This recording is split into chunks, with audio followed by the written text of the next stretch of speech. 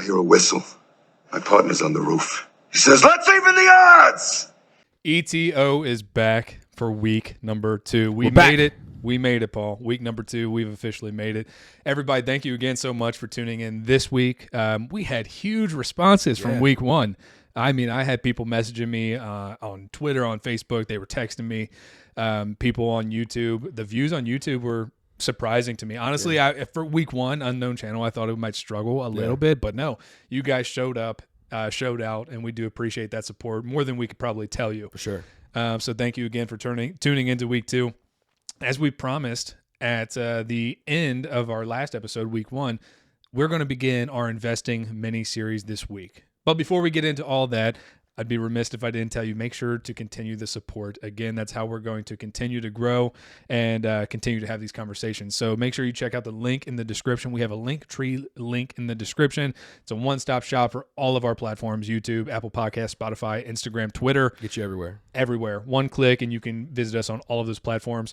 That'll be in the description. But make sure you give us a follow, give us a like, comment, leave reviews, text us, all of that good stuff. Again, our phone number is 859-414-3881. I got a couple of texts this past week, which was great. Nice. Keep that going. I love to see it. Every time my phone dings, I just can't wait to get to it. But so give us a follow, give us a like. We do continue to appreciate its support.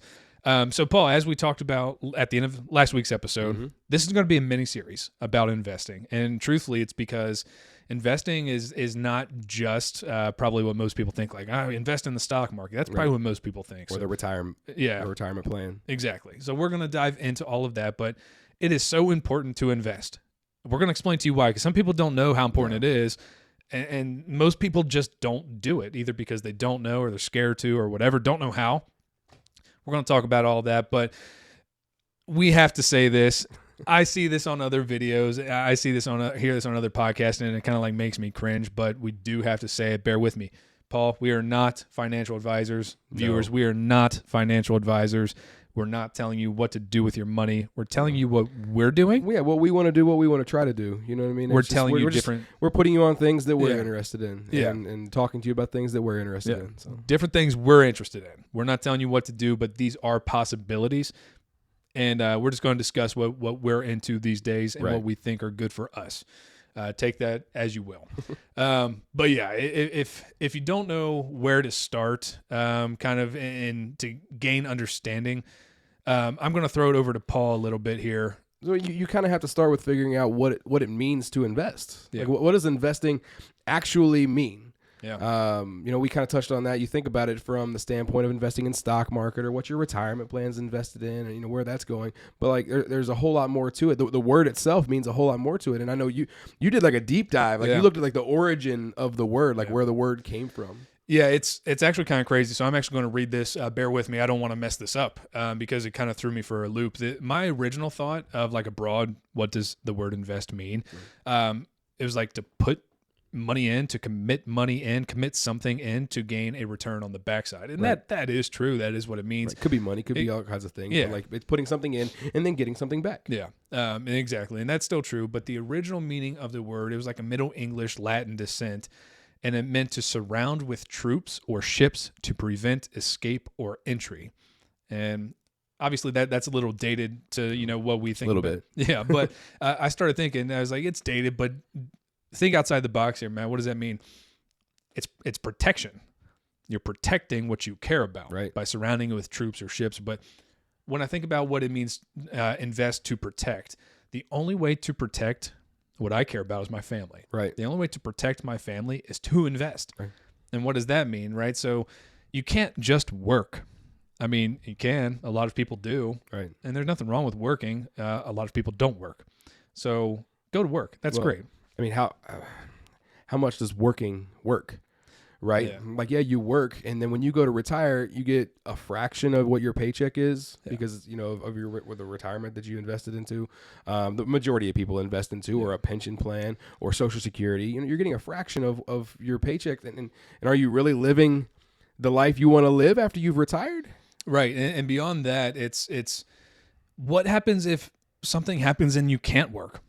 What happens if the plan that you put into place, the retirement plan that you put into place, can't come to fruition? Right. What happens if, God forbid, you're driving down the highway and you have a terrible car accident, and it doesn't end your life, but it ends your ability to work. Right. What do you do then? Right. What happens if I'm not able to provide for my family and protect my family because I can't go to work anymore? Well, if I've invested properly, those investments secure my family's future. Yeah. I mean, a prime example of this that we all just went through, I guess are still going through technically, the pandemic. Yeah. With COVID, I mean, so many people lost businesses. They had to shut down their small businesses. So many people lost their jobs because, the corporation or whoever they're working for had to make decisions. They didn't have money coming in. So I'm sorry, I can't pay you anymore. And you're stuck at home. You may be mandated to stay home. You can't go anywhere to work.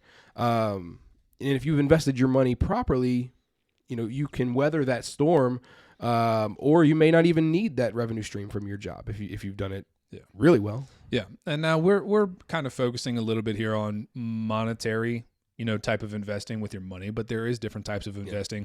We're going to get into all of that. So I'm going to throw it again over to Paul. Paul, take us through, at least right now. This is a dynamic list, and it might grow, which is why it's a mini series. But right off the rip, we came up with a few ideas that we want to do an episode on each one of these things. Yeah, and these are just some of the ideas that we had. We talked about obviously stocks, real estate, things we kind of touched on a little bit already, but then crypto, the NFT space. It's confusing stuff. It's confusing, and I'm excited to learn a little more about it. Yeah. But then also investing in yourself.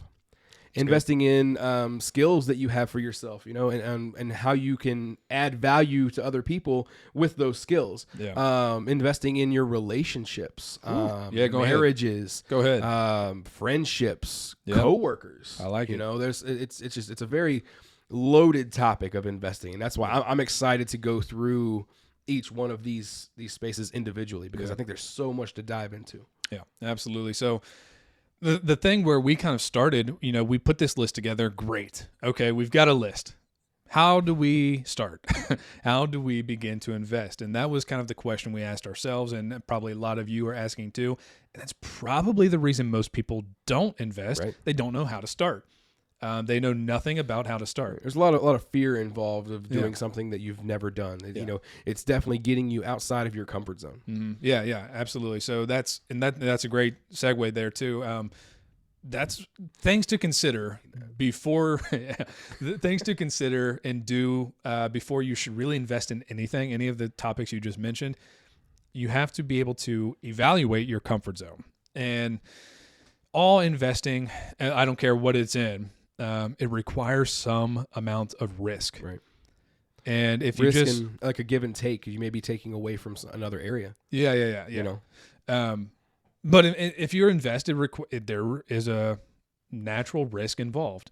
And if you just stay in your comfort zone and you never change and you never push the boundaries of your comfort zone, you can never expect the gain that you're looking for. Right. Sometimes you have to risk something, sacrifice something in order to acquire that gain. And the way that you do that is by pushing the boundaries of your comfort zone. So the first thing is evaluate your comfort zone. Know where you're comfortable, know where you've been, know where you want to go, and then see what you have to do to your comfort zone to get to where you want to go. Right. That's a huge, huge point. And within your comfort zone, again, it doesn't really matter what area you're talking about, because our second point, within your comfort zone, you have to draw a personal financial roadmap. Right. I mean, is that right? Right. I mean, everything you're going to invest in has some financial component to it. Right. Whether that's taking up your time or what you're paying money. into. Right. What you're paying into. Yeah. I mean, everything's going to have money involved with it. Whether you're going to be successful in it or if you're just learning more about it. Like there's going to be a financial aspect of it. You talk about, instead of working to pay the bills, you want to work to collect enough money to where you can then invest back into yourself. And that made me think of, I talked about it in the first podcast. I'm still reading Jamal King's book. Yeah. In there, he talks about you got to figure out what the cost of you is.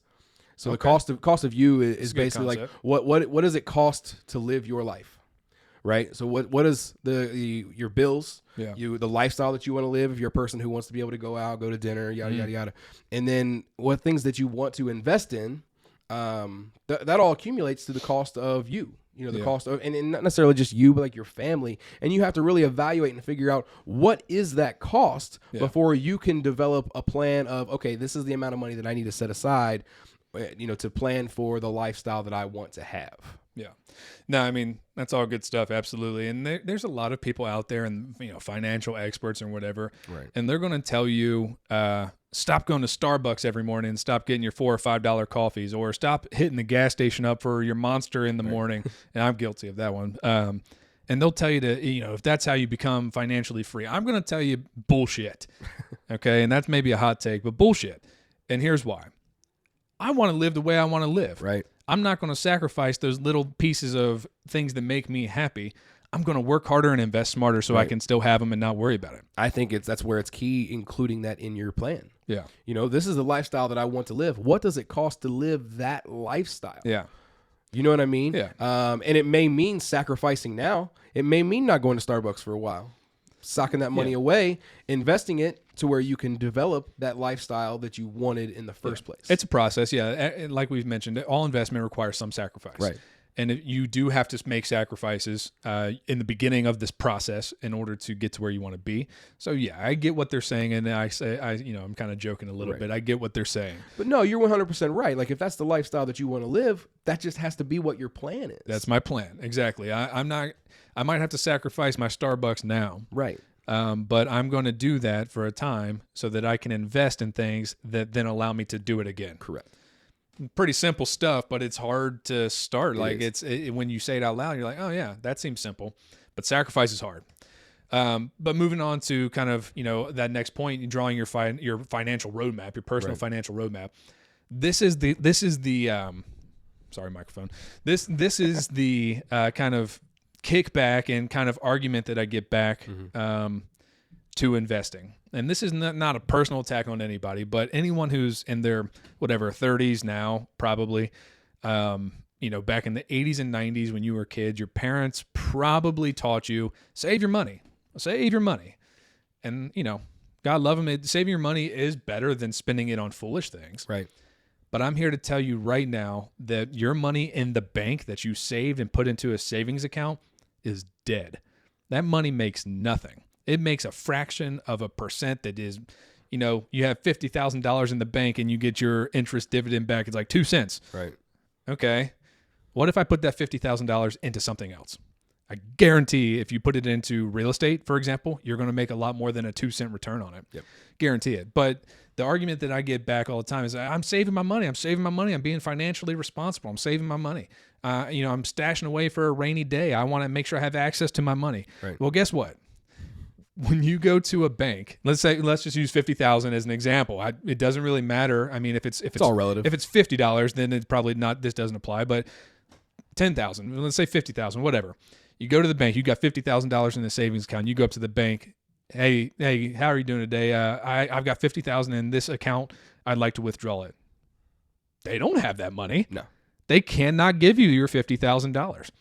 So people who say, I want to keep my money in the bank for a rainy day or in case I need it for emergency, like it's not even there. Right. And what they're doing with it, if those of you who don't know this, what do you think banks are doing with that money? Why is it not there? It's because the bank has taken your money that you've trusted them in protecting.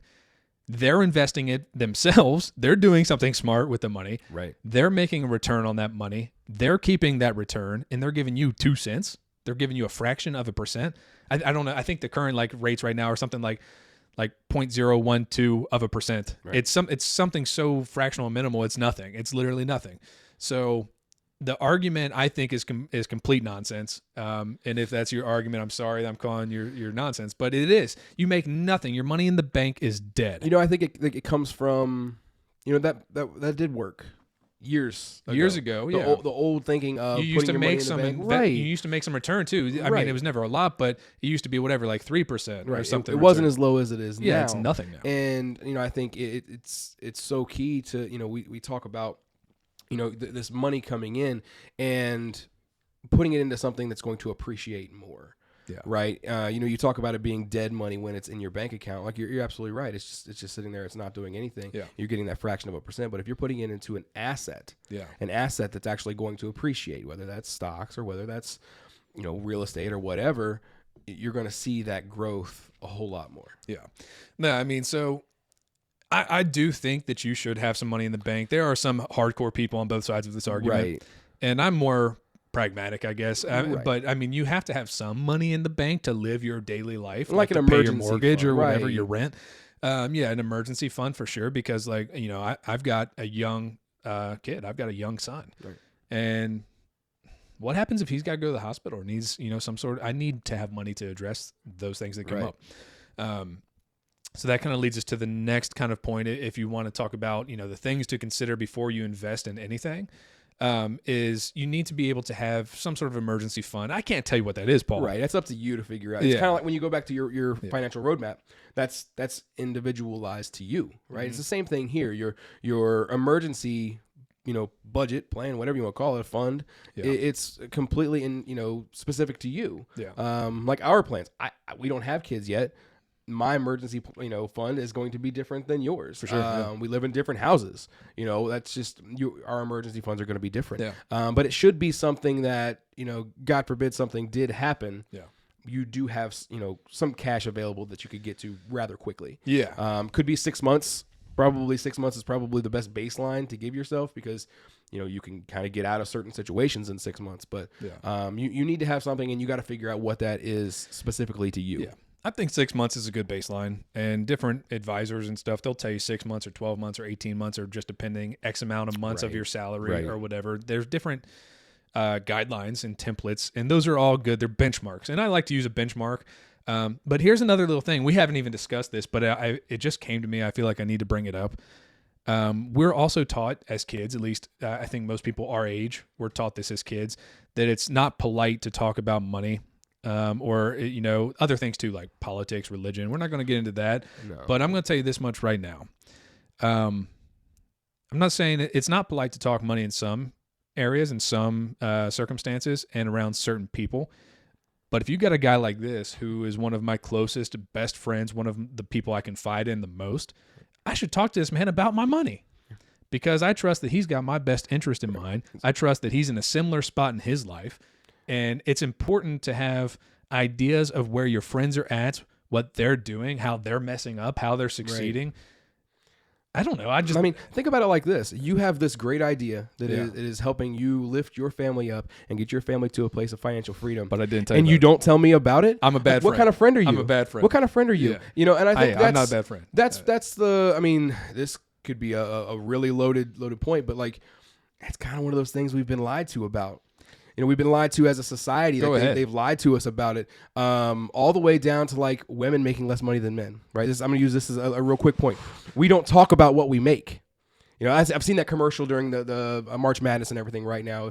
Do you want to share your salary or do you want to do a dare? And you're seeing guys jumping cold plunges to not have to share what their salary is. And the whole idea behind it is you share what your salary is. We know what the guys are making. We know what the women are making, and we can identify like, there's a gap there. Yeah. Why is that gap there? And I think it's a systemic thing where we've been taught, don't talk about it. Don't talk about it. It's faux pas. You don't talk about it. I'm not trying to dive into that right now, right? Because that's a whole other topic. But what I'm saying is, in general, I think it's important to discuss the things that are important. Exactly. But not with everybody, with the people, with your circle. With your circle. Back to episode 1. What we spoke about in episode 1, your circle, the people in your life that you trust that have like ambitions and like goals. I want to talk to Paul about the real estate deal that I found. I want to talk to Paul about how much money I'm keeping in my emergency fund. Mm-hmm. I want to talk to Paul about my investment strategies because I trust him. Maybe he has a point of view and perspective that says, I don't know if I would do that, right, and here's why. Or, hell yeah, that's a good idea. I'm going to do that too. Right. Or, I can tell Paul, hey, man, don't do this. I bombed hard on this. Right. Trust me, stay away. Or it could be an investment that we need each other on. And that's another thing too. Sometimes it's in order to make a really good investment work, you have to combine resources, knowledge, money, time. And I can tell you just in doing this, we're combining our time. We both work full time and then do this after the fact, right, which is also full time. If it weren't for each other contributing to this, it would be hard to produce this. So a little bit of a tangent there, but I think it's important. It's a value. It's a value. Yeah. So those are some things, again, to consider before you begin investing. Mm-hmm. Let's say you've got it. You figured it out. Now you're in it. You're investing in something. Right. And again, stay tuned for the mini-series, people, because we're being vague right now, kind of general on purpose. But we're going to talk about how you evaluate your investments. And the first thing I know Paul wants to talk about this. He was talking to me about it earlier. The first thing is you have to figure out if your time is worth the investment, right? Yeah. That's kind of the millionaire mindset, right? You talk about millionaires, what they value. It's not the dollar, it's their time, right? And you got to figure out, is your time worth the investment that you're going to do? So you got to determine how much of your time in this is this investment going to require, and then decide if that's whether it's worth it or if you can find a way to make it require less of your time, right? So that may be bringing somebody else in, hiring somebody else to do something that you don't want to do, or maybe that isn't in your wheelhouse. Yeah. It could be, an ask like you don't know anything about the stock market, but you hire somebody who does to manage your portfolio, kind of thing. Because, that's a time thing too. So, the time it would take for you to learn how to manage your portfolio alone, besides just the time it takes to actually do it once you have learned, it's a double-edged thing. So, yeah. And then the next point that this one's kind of, tough, but there is one, I think, classic example that really paints the picture, and that is, does one of your investments directly conflict with another investment that you're making in your life? And that example that I'm talking about is relationship versus your career. Right. And all of you have at least seen a movie about this, if not lived it in your own life. But I'm a husband, right? So, and this is just a scenario, but it's applicable to a lot of people. I'm a husband who is young, hungry, really trying to grow in my career. And I'm investing in that. I'm putting my time into it. I'm putting my energy into it. I'm putting my focus into it. I'm putting my blood, sweat, and tears into growing my career. And my wife feels that she doesn't have my time and my energy and my blood, sweat, and tears because I'm putting that into my career. Right. Well, I'm married. I need to invest in that too. I need to invest in my marriage and my relationship. And there is a conflict. Now, again, I'm not telling you how to live your life, but this is a conflict that is pretty common. Yeah. And you have to find a way to determine and evaluate your investments. Okay, I need to do this, but I also need to do this. I need to give this so much time, but I also need to give this so much time. And you have to be able to find that compromise and that balance in your life. It's not something that's just like easy to do, but it's something that you really need to like sit down and stop everything and think about it and evaluate it. Evaluate is so much more than just, this is it. And then you move on. Evaluate is deep diving. Or I'm going to do this thing and this is the result that I'm going to get. Yeah. And accept there's consequences to everything that you do. And consequences, not just, there's outcomes to everything that you do. Consequences sounds negative, but, there is cause and effect to everything. You put so much money or so much time or so much energy into this, you can expect this return. But consequently, if you don't put time and money and energy and whatever else into this, then you can expect this return. So again, it's a matter of perspective. It's a matter of priorities, and a matter of point number one, again, going back to the mindset episode we did last week, which is, what do you want? Right. Who do you want to be? And once you figure those things out, being able to evaluate your investments and then potentially rearrange your investments after you figure that point out. And that's a huge, huge part that a lot of people just don't see or see in time. Yeah. And then it's almost like too late. You've already paid the price. Right. And I'm trying to get people to realize, before you ever invest, think about this. Right. At least you should, right? Like you can jump in and, that kind of goes back. And then we talked about last week too, you mess it up, you figure it out. Like you might get into an investment. I think we're going to talk about that a little bit later. I'm pretty sure it's lower on the list. You might get into an investment and realize this really wasn't working out. I got to cut ties. Yeah.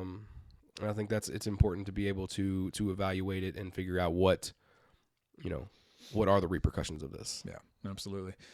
And Paul, you want to take us through kind of our last point on here? Yeah, so the last point here, when you're looking at an investment, is this a short-term goal or is it a long-term goal? Yeah. Some plays are going to be long-term. If you're looking at, an investment property that you're planning on hanging on to this and you're wanting to see it go from being worth $120,000 to being worth $250,000, you're going to have to hold on to it for a little while for that to happen. It very well could happen. It probably will, but it's going to take some time. Especially but there might also be short-term goals where you're like, I know this stock's about to blow up. I should jump in with this company. Yeah. But like, maybe I don't necessarily want to hang out with that company for forever. I don't know that they're not going to keep this kind of growth, and I recognize that, but I want to make sure that I can capitalize on the current situation with it. GameStop. No. I'm not. Hey, this is not financial advice. No. So, but yeah, you're exactly right. So short-term goals, again, short and long-term are kind of relative too. I consider what I'm doing right now a short-term goal. I've spent a lot of time, quite frankly, money, effort into acquiring the skills and the knowledge and the ability that I have to perform the work that I do. And the work that I do that brings value to a lot of people, and it provides a nice lifestyle for myself, my family, which is great. But it also provides a skill that is going to empower me to get into my long-term goal, which for me personally is going to be real estate investment. So for those of you that don't know, I'm a home inspector. I've done all the training, I've done all the classes, I've got all the certifications. It's a lot. I do all the continuing education that is nonstop. I've inspected, I don't know how many at this point. I don't even know. Thousands of houses probably at this point. I have no idea. All the time. But, and it's a good career. There's nothing wrong with it. I do really enjoy it actually. But my long-term goal is to be a real estate investor. So I got into a field that provides value, but also empowers me to achieve my long-term goals more successfully. Right. I know how to inspect a house. I know what's right. I know what's wrong with a house. I know what needs to be fixed and how much it's going to cost roughly. So when I get into these investment properties, I've got a better idea than I had before. So me acquiring these skills was a short-term goal. And it's just, that's an example in my personal life, but it doesn't matter what you said. You brought up a really good one. Getting in on a short play and cashing out increases your buying power for the long-term play. Exactly. And that's not a bad deal either, but we're going to get more into that in the specific episodes as we go. So there's some more investing kind of overview points. Again, this is actually difficult for me. I'm not sure if it is for you, but keeping it so general is kind of tough because I just want to dive into this stuff, but we're going to. That's our personalities, right? We pick a topic and we could sit and talk about it for a couple hours. And we definitely are. I feel like on this one, we're having to pull the reins back a little bit when we get on some of the topics.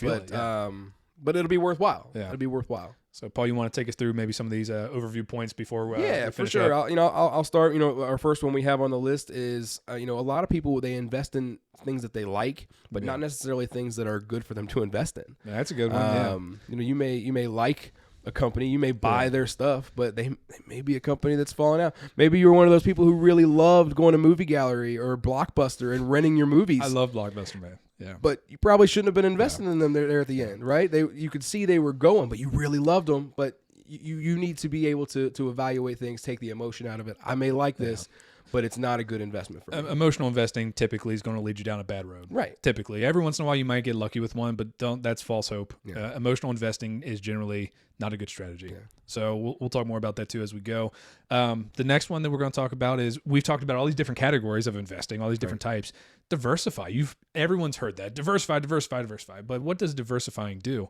It mitigates risk. Yeah. Because also, as we mentioned earlier, with any investment you make, there is natural risk that comes along with the territory. Yep. But if you're in all of your money's in one stock, that's scary and not good practice, because what happens if that company goes under? COVID hit it, and it just completely plummets. Look what happened to companies like Delta, or like the airlines when COVID hit. They had a really profiting company, a really nice stock, and then it just done. Not done, but it got absolutely demolished. You have to diversify, but not just in stocks or whatever, but own stocks, own crypto, own real estate. Right. Invest in a bunch of different things, and it mitigates the risk that comes along with those things. Get all your eggs out of this. You're protecting yourself, right? We talked about investing is protecting. You're investing for your investments when you diversify. That's good. Yeah, I like that. Yeah. Okay, so this next... Go ahead. I'll let you expound because that's yours. So those of you who don't know who Jim Cramer is, he's got several books out there. I listened to this book but it's called basically Sane Investing in an Insane World. Okay, and Jim Cramer, what he talks about there is a principle of buy and homework, as opposed to buy and hold, which probably everyone's heard. Yeah, I'd heard of buy and hold, but I had the buy and homework. That was completely new to me. And it's, buy and hold is, I'm not saying that's wrong, but buy and homework is smarter, because things change. The world changes. Your priorities change. And if you buy something because you got a little bit of research on it and you think it's going to be a good buy, you're getting in whatever on the dip or at a good start price, or you get in on an IPO or something like that, that's great. But then don't just like buy it, forget about it, hold it and say, I'll see you in 50 years. It might pan out. Right. And you know, it's in general, the market has been going up over the last, whatever, decades. It has continuously gone up, even with falls. It still goes up. So I get the buy and hold mindset, but buy and homework. Buy and do your research. And that's really how you're going to prosper in kind of an insane market, because the market we're in right now is crazy. The economy is extremely fragile right now, and it scares a lot of people. But if you do your homework, you have a competitive advantage against the field, and the field being the people that don't do their homework. Right. So buy what you think you need to buy, and then do your homework on it. And doing your homework on it should tell you, you know, I need to buy more, you know, kind of cost averaging, which we'll talk about that too. Yeah. Or I need to get rid of this thing. You know, it's not really performing how I needed it to. This money could be allocated somewhere else and do better for me. Right. So I think that kind of caters into being a lifelong learner, you know, continuing, and that's applicable to a lot of different things, but being a lifelong learner with your investments is continuing to research it even after you've put your money into it.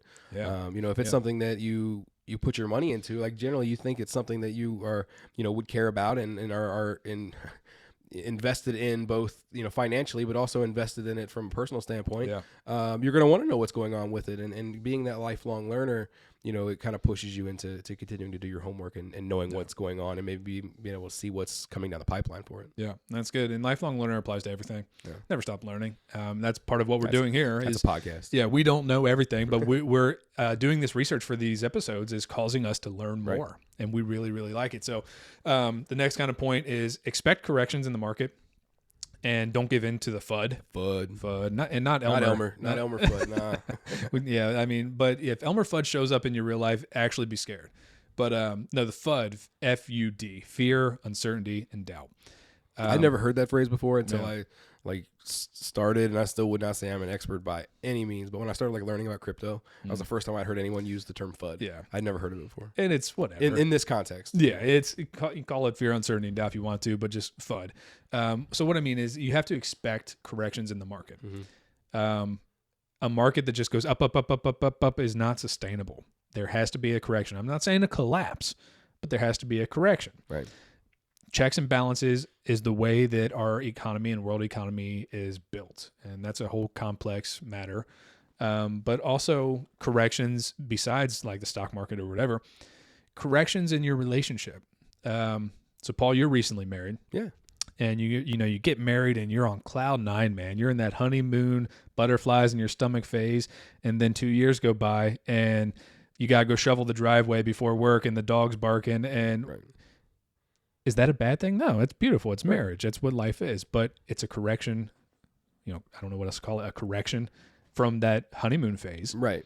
And don't fear it. It's coming. Right. That is what is going to happen. But don't let that FUD, don't let that scare you. Stay the course because you did your homework. You dated your wife for a long time. You know who she is. You know that she's the person you're supposed to be with. So if a time like that comes where you just wake up and you're just like frustrated at everything, right, you know that was coming. You're right. Because you've already done your homework and you know this is what I'm supposed to be doing. This is who I'm supposed to be with. This is what I'm supposed to be invested in. Right. So this FUD ain't going to scare me. Right. And a lot of people, they panic when that FUD comes around. When you can't, nobody's ever done well in making decisions when they panic, right? No. You wake up, you have a bad day with your spouse. You're like, I want a divorce. I'm just done. Like, are you done because you had to go shovel the driveway? Like, yeah, right.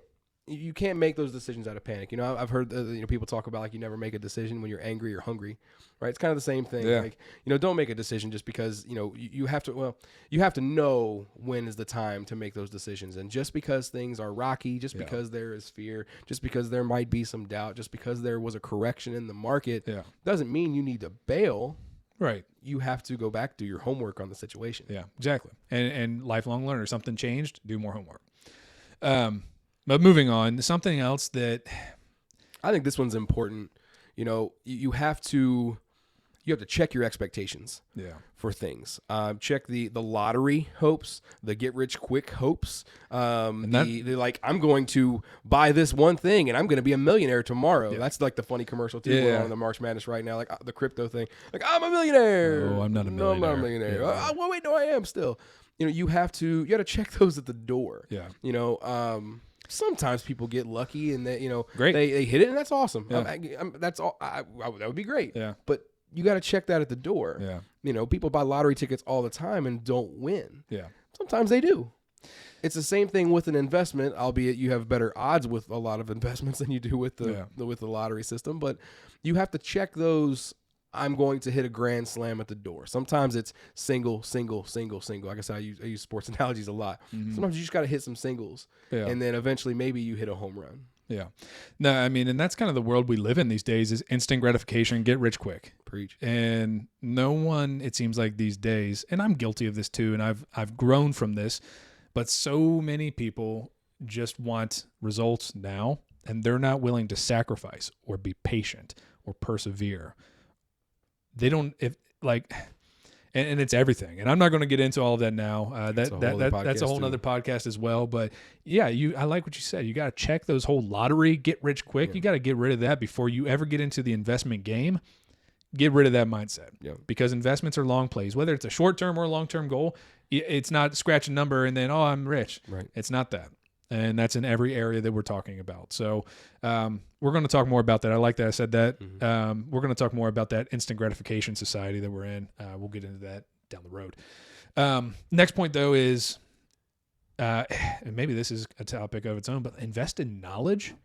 And this comes to like doing your homework as well, but invest in knowledge or find a mentor, purchase someone's knowledge if you have to.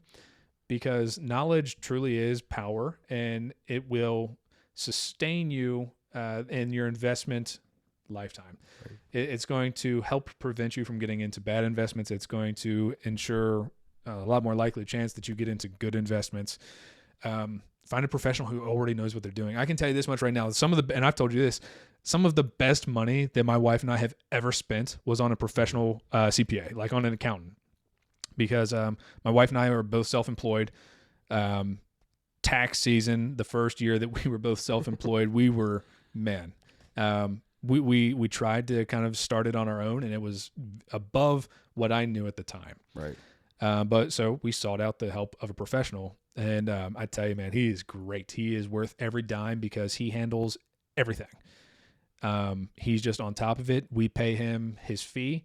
And then we don't have to worry about it because he is using his professional expertise, his knowledge, his years of experience, and he's just handling our businesses, taxes, and financials largely.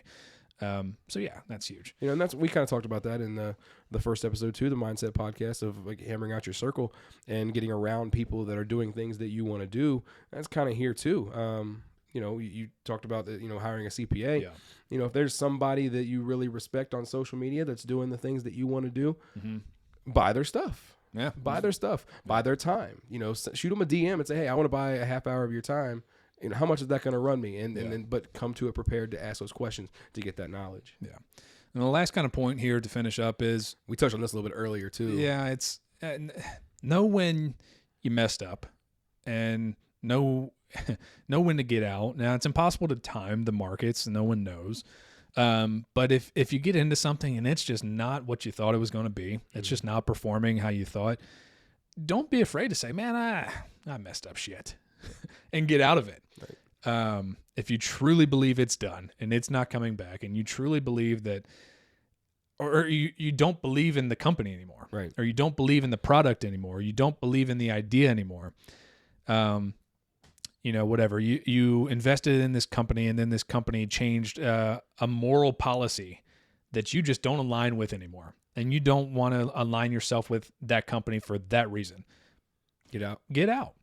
You have to invest in what you believe in, I think is a huge investing principle and strategy. Like some things, you just invest in because you like the numbers tell you should invest.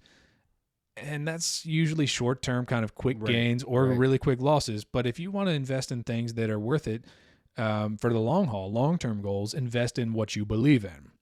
But if that company changes what they believe into something you don't, get out. Right. Get out. Don't stay misaligned because it's your life, it's your portfolio, it's your investments.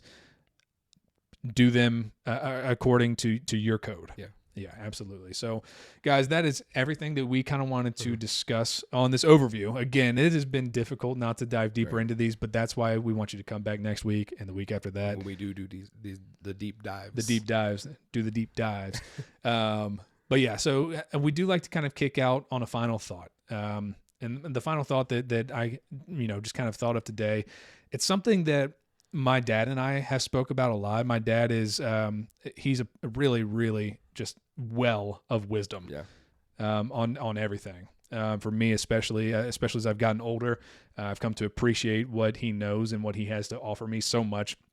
The man is he's unbelievably wise and very smart, and he has a lot of good information. And he said this to me, and it really stuck with me. The best time to invest was yesterday. Well, actually, the best time to invest was the day you were born, but here we are. Today is today. It's not yesterday.